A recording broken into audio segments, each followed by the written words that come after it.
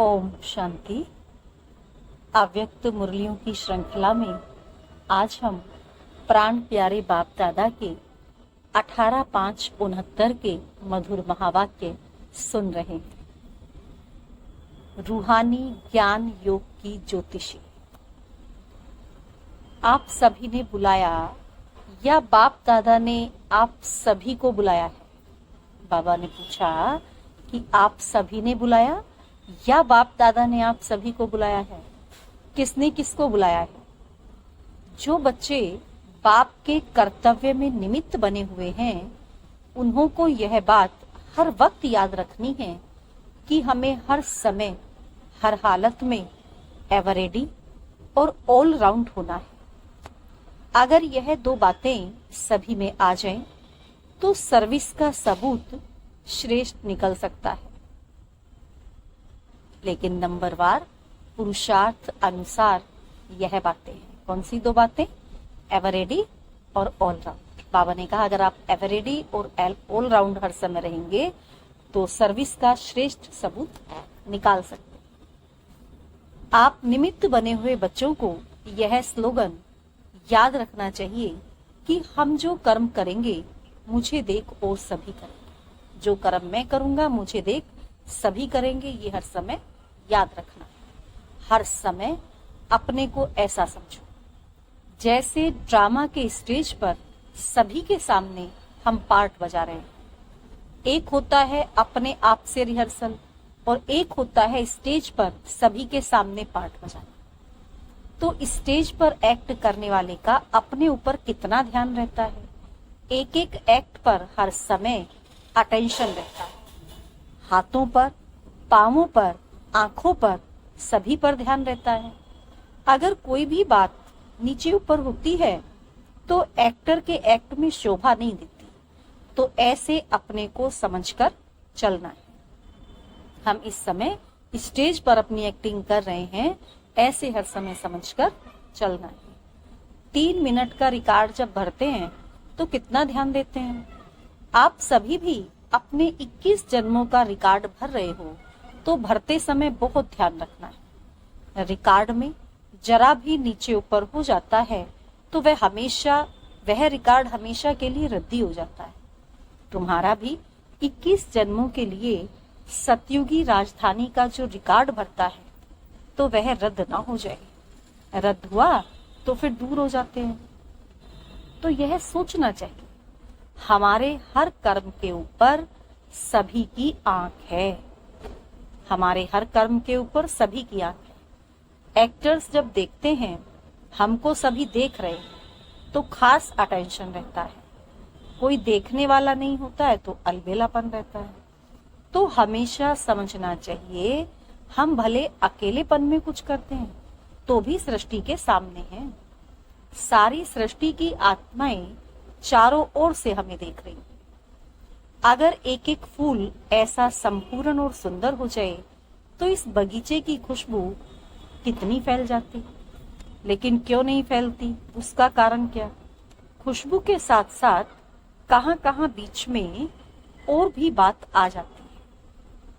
भले खुशबू कितनी हो लेकिन खुशबू से भी जल्दी फैलने वाली बदबू होती है। तो जरा सी बात सारी खुशबू को समाप्त कर देती है। अविनाशी खुशबू जिसको सदा गुलाब कहते हैं। एक होता है सदा गुलाब और दूसरा होता है गुलाब, तीसरा होता है रूहे गुलाब। तो पहला नंबर है रूहे गुलाब। वह रूह की स्थिति में रहता है और रूहानी रूह के हमेशा नजदीक है। ऐसे हैं रूहे गुलाब। और दूसरी क्वालिटी जो है वह फिर सर्विस में बहुत अच्छे रहते हैं। बाकी रूहानी स्थिति में कमी। सर्विस में, धारणा में अच्छे हैं, संस्कार शीतल हैं। खुद अपने को क्या समझते हो? किस नंबर का फूल समझते हो? कांटे तो यहाँ हो भी न सके, हैं तो सभी गुलाब। लेकिन गुलाब में भी फर्क है। जो रूहे गुलाब होंगे उनकी निशानी क्या होगी? आप लोगों को मस्तक की रेखा परखने आती है? बाबा ने कहा ज्योतिषी बने हो व नहीं। बाप दादा जो ज्ञान और योग की ज्योतिषी दिखाते हैं उनसे क्या देखते हो? हर एक के मुखड़े से, नैनों से, मस्तक से मालूम पड़ता है। इसमें भी विशेष मस्तक और नैनों से मालूम पड़ता है। आप ज्योतिष बनकर हर एक को परख सकते हो। नैनों में और मस्तक में वह रेखाएं जरूर रहती हैं। किसको परखना, यह भी ज्योतिष विद्या है। तो यह जो विद्या है परखने की, यह कईयों में कम है। ज्ञान और योग सीखते हैं, लेकिन यह परखने की ज्योतिष विद्या भी जाननी है। कोई भी व्यक्ति सामने आए तो आप लोगों को तो 1 सेकंड में उनके तीनों कालों को परख लेना चाहिए। कोई भी कैसा भी व्यक्ति सामने आए, बाबा कहते हैं उसके तीनों कालों को एकदम आपको परख लेना चाहिए। एक तो पास्ट में उनकी लाइफ क्या थी और वर्तमान समय उनकी वृत्ति, दृष्टि और भविष्य में कहां तक यह अपनी प्रारब्ध बना सकते हैं, यह जानने की प्रैक्टिस चाहिए। यह परखने की जो नॉलेज है वह बहुत कम है। यह कमी अभी भरनी चाहिए। वर्तमान समय जो आने वाला है उसमें अगर यह गुण नहीं होगा, कमी होगी, तो धोखे में आ जाएंगे। कई ऐसी आत्माएं आपके सामने आएंगी जो अंदर एक, बाहर से दूसरी होगी। परीक्षा के लिए आएंगी, क्योंकि कई समझते हैं कि यह सिर्फ रटे हुए हैं, तो कई रंग रूप से, आर्टिफिशियल रूप से भी परखने लिए आएंगे, भिन्न भिन्न रूप से। इसीलिए यह ध्यान रखना है कि यह किस लिए आया है, उनकी वृत्ति क्या है। और अशुद्ध आत्माओं की भी बड़ी संभाल करनी है। ऐसे ऐसे केस भी बहुत होंगे। दिन प्रतिदिन पाप आत्माएं तो बहुत होते हैं। आपदाएं, अकाले, मृत्यु, पाप कर्म बढ़ते जाते हैं, तो उन्हों की वासनाएं जो रह जाती हैं, फिर वह अशुद्ध आत्माओं के रूप में भटकती है। इसीलिए यह भी बहुत बड़ी संभाल रखनी है। कोई में अशुद्ध आत्मा की प्रवेशता होती है तो उनको भगाने के लिए एक तो धूप जलाते हैं और आग में चीज को तपाकर लगाते हैं और लाल मिर्ची भी खिलाते हैं। तो आप सभी को फिर योग की अग्नि से काम लेना है। हर कर्म इंद्रियों को योग अग्नि में तपाना है, तो फिर कोई वार कर नहीं सकेंगे। थोड़ा भी कहाँ ढीलापन हुआ, कोई भी कर्म इंद्रिय ढीली हुई, तो फिर प्रवेशता हो सकती है। वह शुद्ध आत्माएं भी बड़ी पावरफुल होती हैं, वह माया की पावर भी कम नहीं होती। तो यह बहुत ध्यान रखना है। और कई प्राकृतिक आपदाएं भी अपना कर्तव्य करेंगे।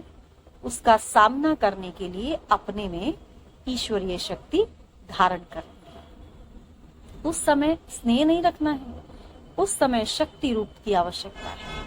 किस समय स्नेह मूर्त, किस समय शक्ति रूप बनना है, यह भी सोचना है। इन सभी बातों में शक्ति रूप की आवश्यकता है।